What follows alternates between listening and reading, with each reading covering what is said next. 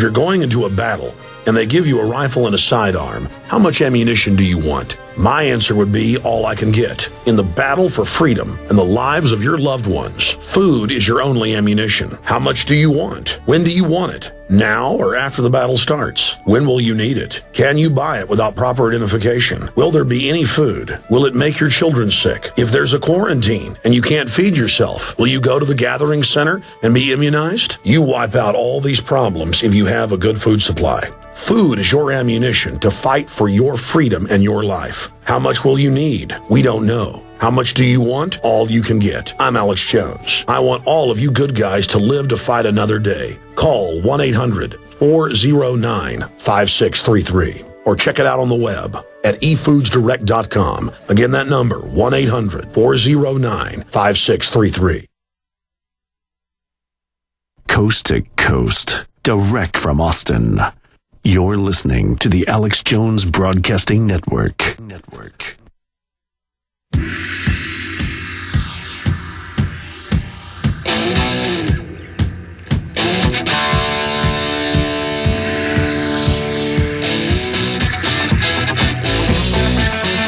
We have read mainstream news articles here on air out of the New York Times, the Wall Street Journal, Reuters, where the Pentagon itself is tattling on their own operations as a way to kind of let it just slip out quietly, kind of like you pass gas in church. They just let it slip out there and hope that nobody notices. That way, when it comes out in mainstream news later, they don't get in political trouble. And that is heroin dealing. Heroin is a scourge. It's a horrible, dirty, extremely addictive drug, one of the most addictive out there. And before 2001, there was almost no opium coming out of Afghanistan. Now, over 90% of world opium production comes out of Afghanistan. That's an official State Department number. Around $500 billion a year of unaccounted cash. So the banks with fractional reserve banking can leverage that at least 10 to 1. So what's 10 times 500 billion? Well, we know that's $5 trillion. 10 times 500 billion is $5 trillion a year. We had the CIA take over the United States in 1947 with the National Security Act, and they've been operating in total secrecy without anyone able to even investigate them since then. The Pentagon budget is at $1.9 trillion on budget, $1.1 trillion on the official books, another $800 billion they get in supplemental, not counting black ops funding. So let me ask, does a group that gets close to $2 trillion a year, are they involved in narcotics trafficking? Well, we know it came out in Congress that for the 10 years of the Vietnam War, they were flying inside, this is declassified, this is admitted, if you haven't looked it up, please do, heroin into this country. There's only a few places you can grow opium in the world, one of them the Golden Triangle, the other Afghanistan, and now it's more than a 12-fold, more than 12, that was a year-old number, opium production, and because all this is coming out, the CIA last week had a little production on Fox News where they had an Army commander on saying, yes, we helped the Taliban grow opium poppies. And that's coming up in the next hour. Now, I've told you this for years, and I've heard local talk show hosts who are police officers. One of them is a really nice guy. I've met him. I know him. He's not a bad guy. He's a good conservative, libertarian. Just say, I can't believe the government is bringing drugs in. Well, it was declassified in 1996 in the CIA Solicitor General's investigation. I watched the televised hearings that most of the cocaine in the 1980s was shipped in by the CIA. I mean, that's on record. And it's been in Esquire, New York Times, you name it. And so I thought I'd just cover this coming up in the next hour because they know this info's out there. So they say, well, we're helping grow the opium to fight Al-Qaeda. So I'm going to break down exactly how the drug war works coming up in the next hour. Kurt Nemo's got a story in association with this Fox News piece. Fox News makes excuse for CIA's Afghan opium cultivation. So our 60,000 troops and another 100,000 contractors, that's 160,000 that you're paying for as taxpayers in Afghanistan. That's for the $500 billion before they launder it and leverage it. That's $5 trillion. So $5 trillion total in overall opium profits. That's why we're in Afghanistan, one of the biggest reasons. So we'll be going over that coming up in the next hour.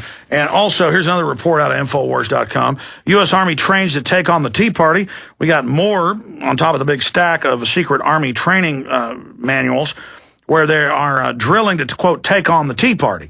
And you've seen the Southern Poverty Law Center and ADL manuals out, even saying that Judge Andrew Napolitano, Ron Paul, myself, countless others are terrorist enablers. Yes, we're criticizing our government. And as Americans, we're supposed to sit down and shut up. That's what land of the free, home of the brave means. We're not supposed to talk about that. So that's some of the other news I want to go over in the next hour, plus Obama's speeches demonizing the Tea Parties, birthers, and people that, quote, criticize the government. You're not supposed to do that in America, according to Barack Hussein, Barry Soetoro, Obama. But coming back in the next segment, the segment after that, I want to take your phone calls, the toll-free number to join us on this Sunday live, May 2nd. You know, yesterday was May 1st when the communists and illegals protested and rioted and beat people up in Arizona and California. And by the way, I couldn't find that article. Will you reprint me that San Francisco Chronicle article about them beating pro-sovereignty groups up? I'm sorry, it's not in my stack here. We'll come back with that. Notice it was May Day when you saw the bombing in Times Square yesterday. But I'm sure, because I listened to the hour-long press conference in New York, and there was nothing about this being Commie Day. So I'm sure none of this has anything to do with Communist Day. So let's not discuss that. Just a little idea out there that if this isn't some staged event to use a police state against the American people, as most staged terror has been in the past, it happened on Commie Day.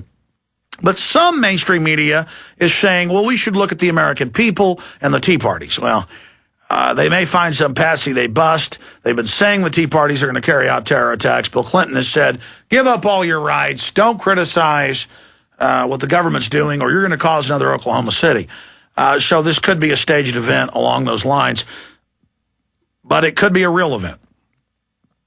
It could be a real event, so we will continue to look at that today as well. But the toll-free number to join us on air to talk about any of these issues that we've discussed today is 888-201-2244, 888-201-2244, or locally in Central Texas, 512-646-1776. Again, 512-646-1776, or 888-201-2244, and we will take your calls.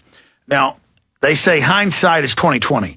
I don't know what happened with the bombing at this. They didn't kill anybody, thank God, but a device detonated at the end, at the finish line of a marathon there on Friday.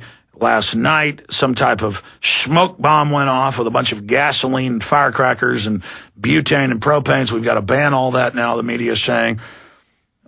Again, people are using cars as weapons. Got to ban those. Got to all be slaves or we won't be safe. I don't know what's happened with this, but we can certainly get your view on it. Don't worry, though. In the next few weeks, it always comes out. Once the newspapers have had their headlines, once the sheeple have decided what they think went on, later what actually happened almost always unfolds, almost always develops. Separately, on the illegal aliens running around protesting in our country, I've got Reuters, AP, and the Washington Times reporting that Mexico last week massacred a bunch of native Mexicans. They're Indians. And in Mexico, they're very racist against people who aren't of Spanish descent. And they cut off several towns. They cut their electricity and water off. And then some UN workers were going in and they machine gunned them on the road. And I have other reports of Mexican troops coming into the United States. And I wanted to ask the question to listeners out there.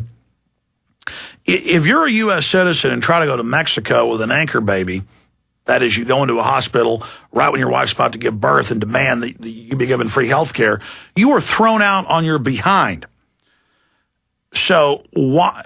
And, of course, Mexico was also in the news Thursday of last week saying, we apologize for abusing immigrants because they beat them up, they enslave them, they put them in work camps when they come in from Guatemala into southern Mexico.